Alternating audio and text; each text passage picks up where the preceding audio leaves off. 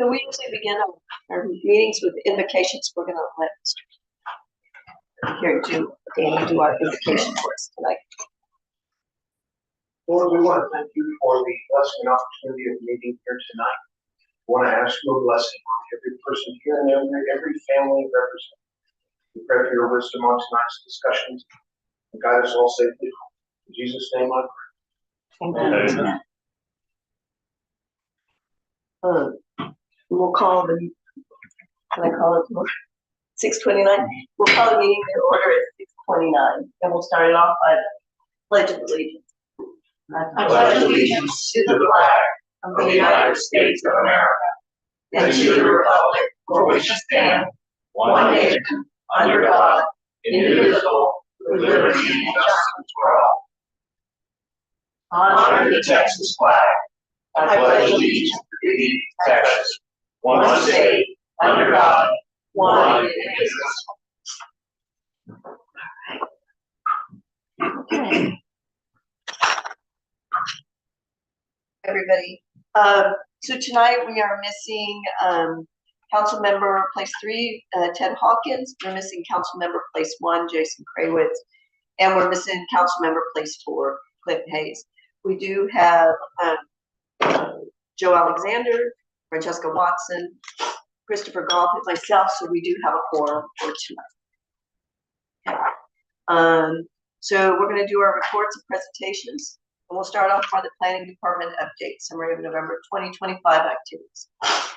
Mayor and Council, things have been pretty standard in the Planning Department. No major developments have come forward. We've just been doing routine matters for the most part, especially over the month of November. As I've mentioned before, I think we finally wrapped up all of our steps, emergency management training. And then, of course, the items that we have on the agenda tonight, I'll let the chairman of the commission speak to the commission actions.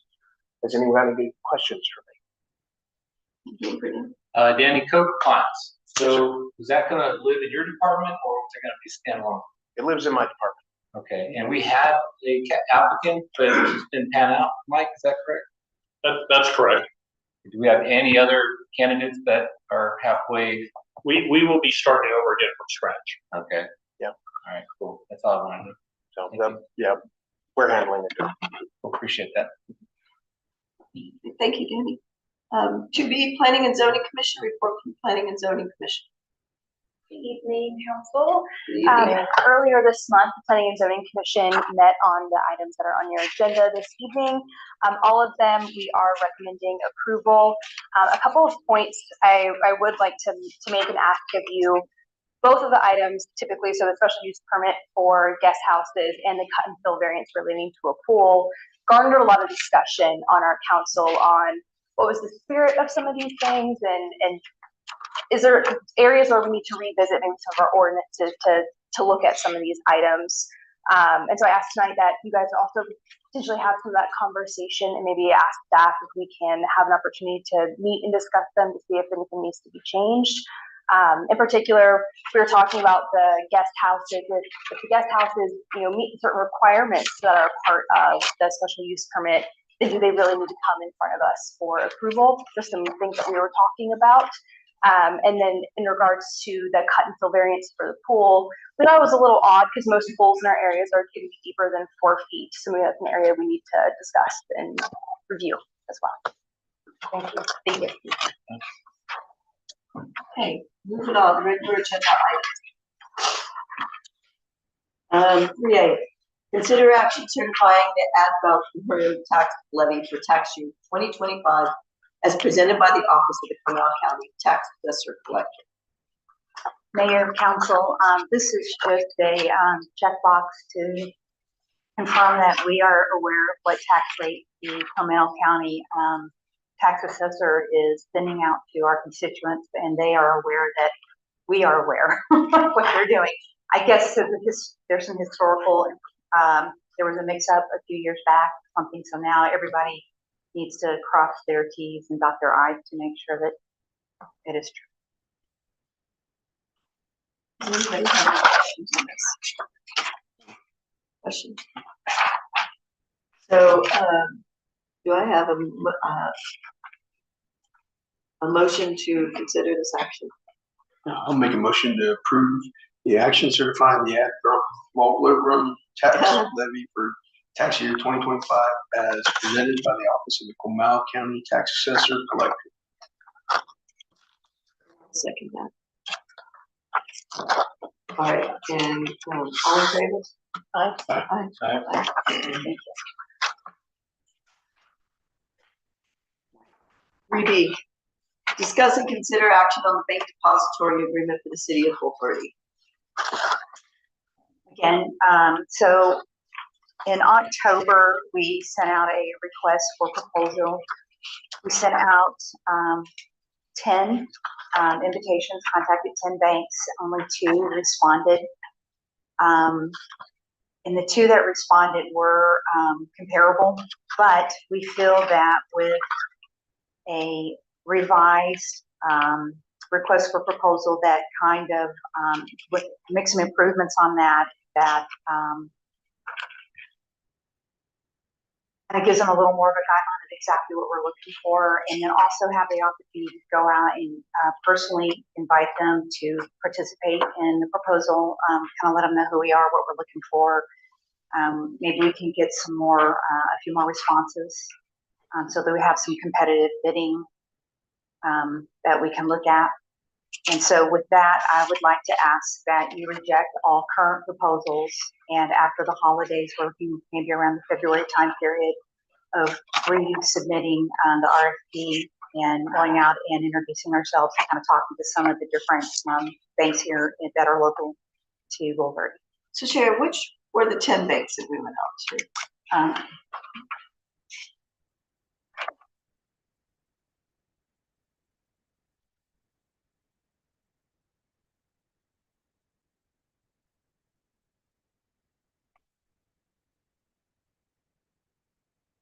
Am I understanding correctly that you're saying that we didn't put enough into the bidding process when we sent it out, and that we want to add some more to it?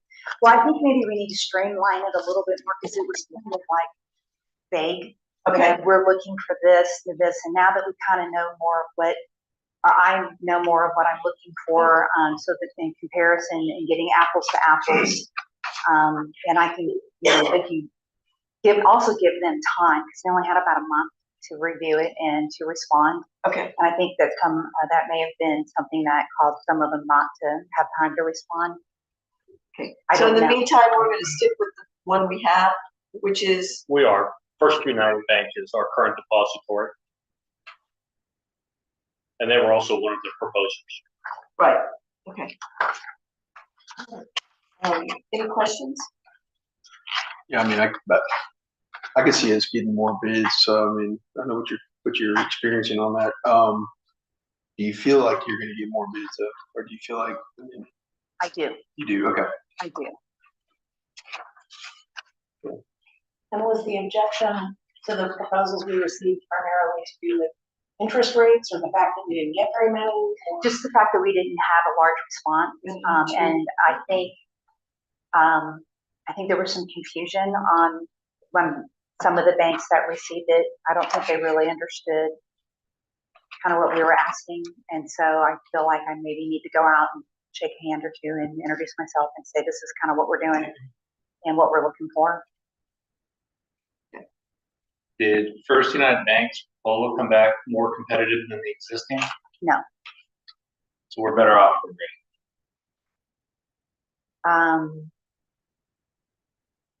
No. No. All right. Well, this is kind of tedious business, so I suppose we need to get back to the drawing board, in my opinion. All right, so I'm going to do a motion on this to recommend that the city council reject all current proposals and authorize staff to revise and reissue the bank depository RFP. A second. Okay, all in favor? Aye. Aye. Thank you.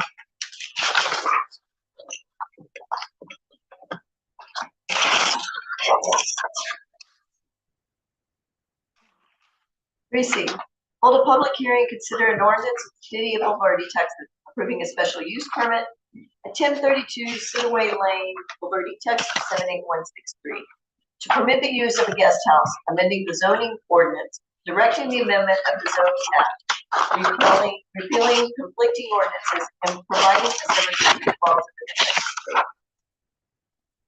Mayor and members of council, these are becoming more and more routine for us. Guest houses can be allowed by SUP in the R2 zoning district. Tonight we have, this is in the new Thornbrook subdivision. The builder there is offering guest houses as an additional add-on option for the homes that are being built. And so this particular one is being proposed at 634 square feet. You can see on the diagram in front of you where it's located right behind the house. And the applicant is here, I believe, right there. And we'll be happy to answer any questions you may have. So Danny, I have a question. So I noticed that both of these are from the same neighborhood and that the builder is offering these as purchase options when they build this. So we all know that sometimes square footage changes a little bit on the homes. Mm-hmm. So if we approve this now prior to having the house built, could that cause us a problem down the road? Well, this one's got a pretty wide margin. So it's a 634 and it could go up to 1,000. Plus we have plans for the main structure and the accessory. So let's say during the process, for some reason, the square footage of the main structure changed such that the house was no longer compliant with its SUP, we wouldn't issue a permit to build the guest house. So it looks like that in this development, we're gonna have a lot of these A products. high potential. So my next question would be, is the building materials going to match the homes? So we're not allowed to regulate that anymore. Legislature took that authority away from us. We still have some code on the books. It's not valid. That's one of the things we need to fix that we're working on a cleanup ordinance. But yeah, we can't regulate that. They should have an architectural committee that does. Yes. And at this point, the builder's the one offering a standard package. I have a couple of questions, but I don't want to step on your feet. Go ahead, Councilman.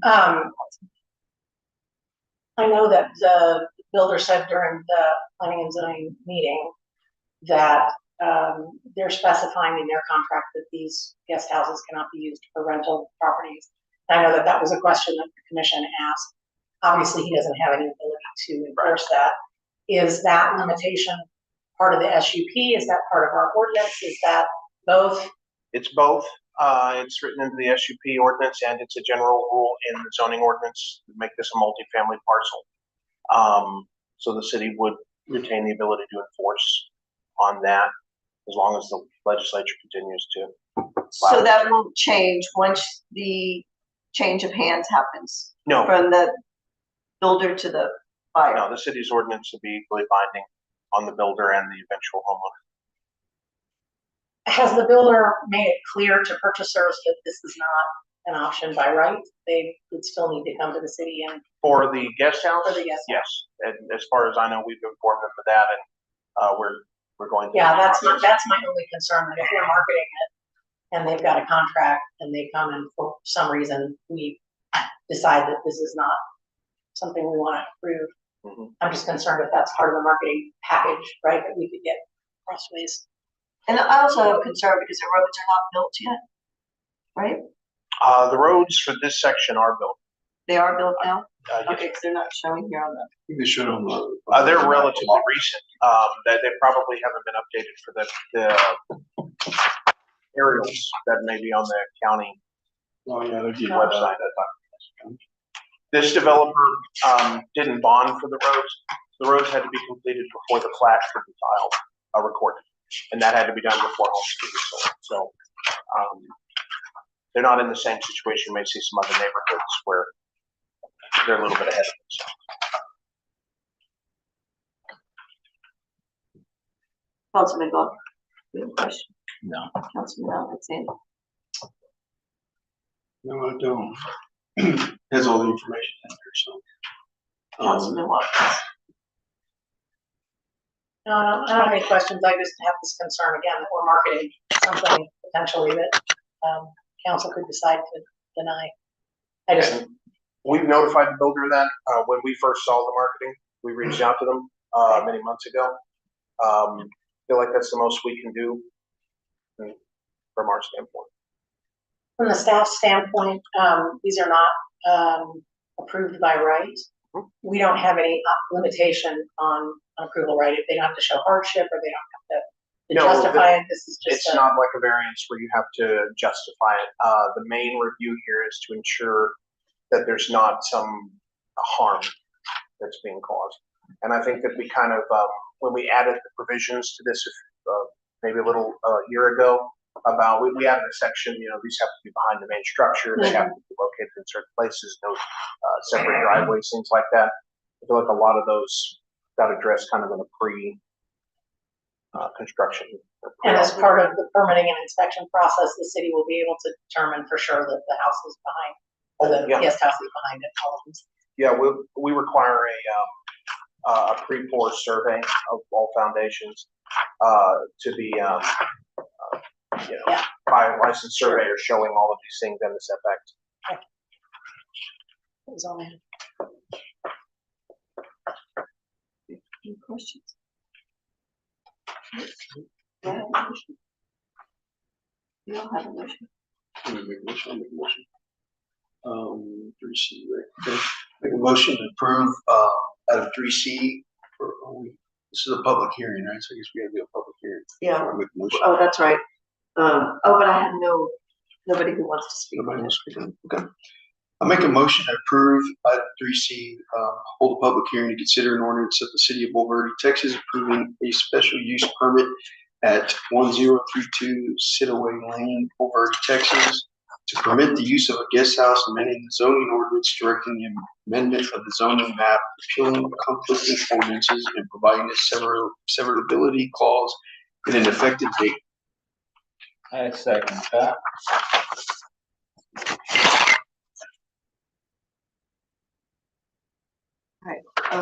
We've got a vote, all in favor?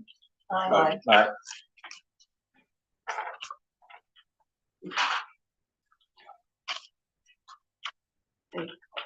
Moving to 3D, hold a public hearing and consider an ordinance to the city of Bulverde, Texas, approving a special use permit at 1014 Lane, Bulverde, Texas, 78163. To permit the use of a guest house, amending the zoning ordinance, directing the amendment of the zoning map, repealing conflicting ordinances, and providing a severability clause and effective date. Mayor and council, same song, second verse. I believe the houses and the guest houses are even the same exact square footage.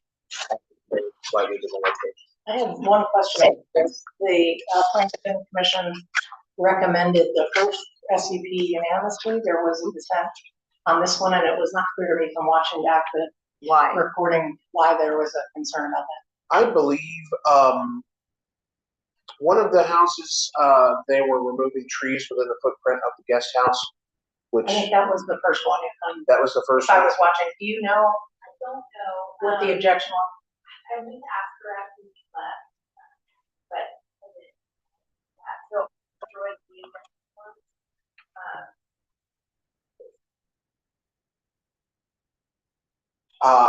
I thought it had to do with trees, but I may be confusing. Trees were the two. first one. There was a 30-inch caliper tree that was gonna be removed. That was the first one, yes? Okay, so I just was not clear. There wasn't much discussion about this one, because you kind of hashed it out on the first one.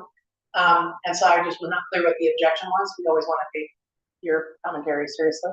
So in the absence of that, I guess I don't have any other questions or concerns.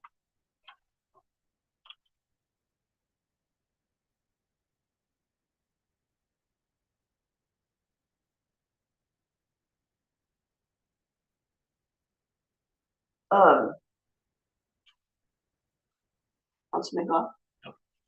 Councilman Alexander? Yeah, this one doesn't really show too well, I guess, the concrete pavement. That would always be my, how it enters the garage. It looks like the same house roughly, but the other one just outlined a little bit better. That's always, a stickler to it. So as long as, it's not going to the back. And I think, like you said, it's one of the criteria is that, there's not a possibility of it being, pour it on the weekend or something to go to the back. That's always a concern with the guest houses. But I can't identify that on here where if it just comes in through the front by the garage and then in, but They could run a driveway back to it. They just can't give it a separate entrance on the road. Yeah. So the flat work on the site really won't be covered by this as long as it's still only got one entrance at the road. They have to have access to that, correct? They don't have to have like a paved surface back there. I mean, it could be connected by patio to the main structure and not have a vehicular access if the owner chose. That's kind of up to each individual home. okay. So it was just a separate access was the key. Right, no separate access at the road. Okay. That was it then.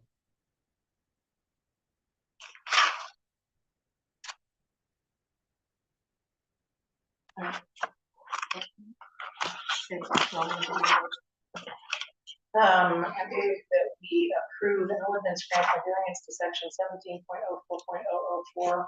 I'm sorry, I'm looking at the wrong thing. Yeah. I skipped ahead, excuse me. That we approve a special use permit at 1014 Rapidan Lane, Newberry, Texas, renting to the guest house, amending the zoning ordinance, directing the amendment of the zoning map, repealing conflicting ordinances, and providing a severability clause and an effective date. I'll second. We have nobody speaking on this. So all of it, take a vote, all in favor? Aye.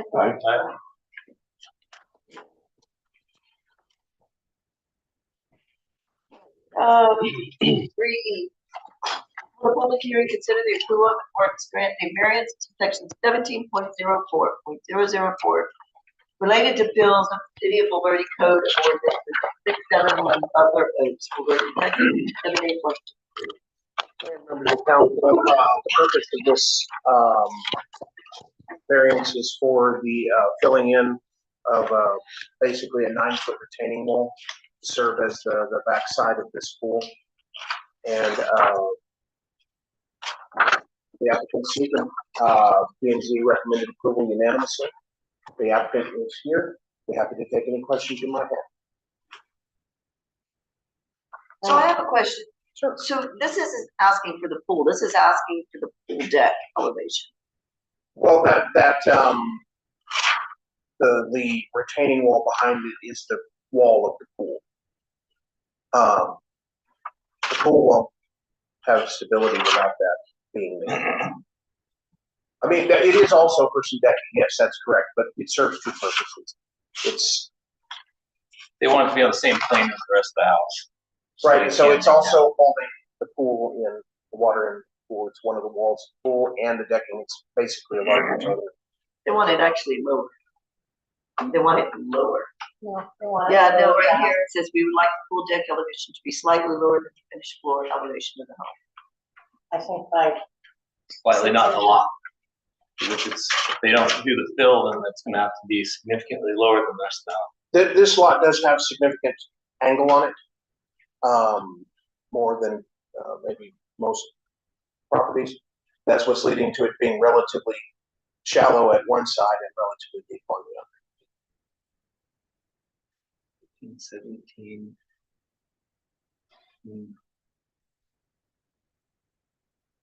2.5 foot drop.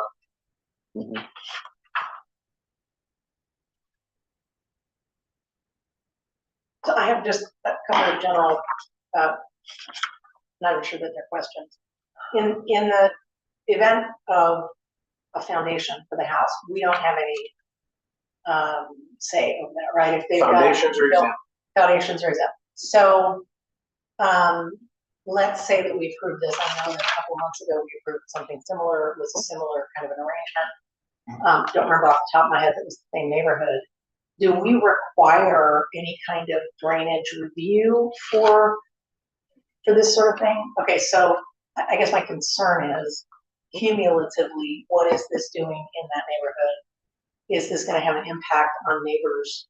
You mean drainage wise?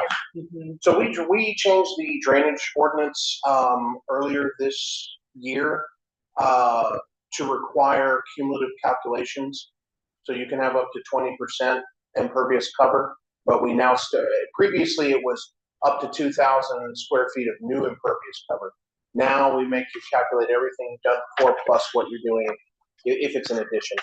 And it all counts towards that same threshold.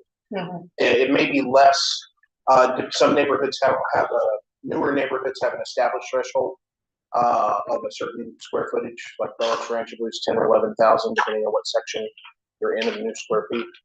Impervious cover, so we'll use that instead of the rough 20% number, but we do calculate it cumulatively now. So we have some assurance that this, in addition to the very high foundation that's already gonna exist for this house, isn't gonna adversely impact. Yeah, that's part of the drainage review of this, and there may even be it's covered up here, but there's some kind of drainage structure, I think, on here, but, yeah.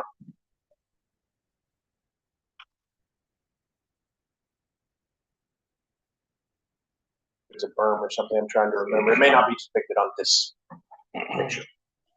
But the drainage review for each of these has, if they identify either a retention issue or a flow issue, they have to build a structure on the property to catch it.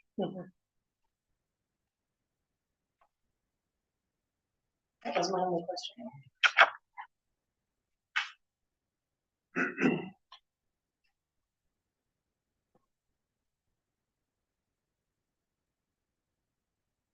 So the owners, do y'all actually live in this home? Under construction. I felt it.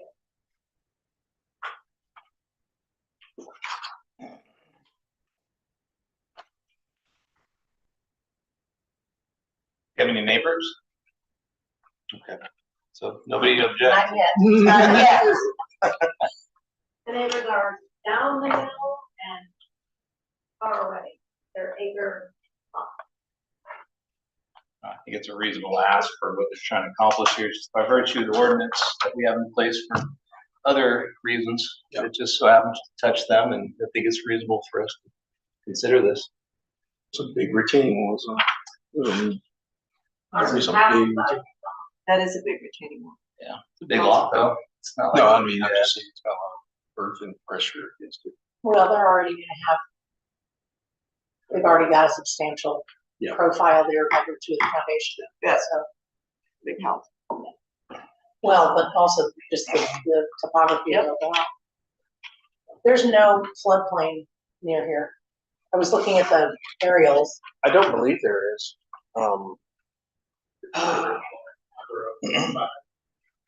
No riparian buffers or I don't believe so, no. I mean, this makes sense. I mean, it's pretty feasible for this. I mean, it's a big fill, but It looks sweet. it accomplishes it, so. Yeah. Well, at least you got rock out there. You don't have to drill piers in it. It's all rock. I don't have any objections to it. And do I have a motion? I will make a motion to approve a variance to section 1704-004 related to bills of the city of Bulverde Code of Ordinances on a 1.1 acre lot located at 601 Butler Oaks, Bulverde, Texas 78163, for the construction of concrete decking surrounding a swimming pool. Second.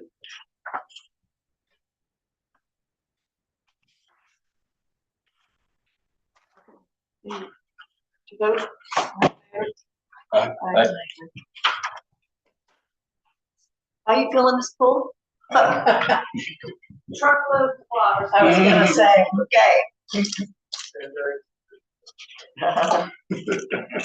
Okay. We don't have any public comments, so we're going to open at 6:58 for public comments. We have none. What are we at 6:58? Yeah. So we have a executive session, closed session. 5A, discuss and receive legal advice regarding a development agreement, Johnson Ranch, pursuant to section 551.071 of the Texas Open Meetings Act. which allows the Bull Verde City Council to meet in closed session to consult with legal counsel on a matter which the duty of the attorney to the governmental body under the Texas disciplinary rules of professional conduct of the State Bar of Texas clearly conflicts with Chapter 551 of the Government Code. We'll go into executive session at 6:58.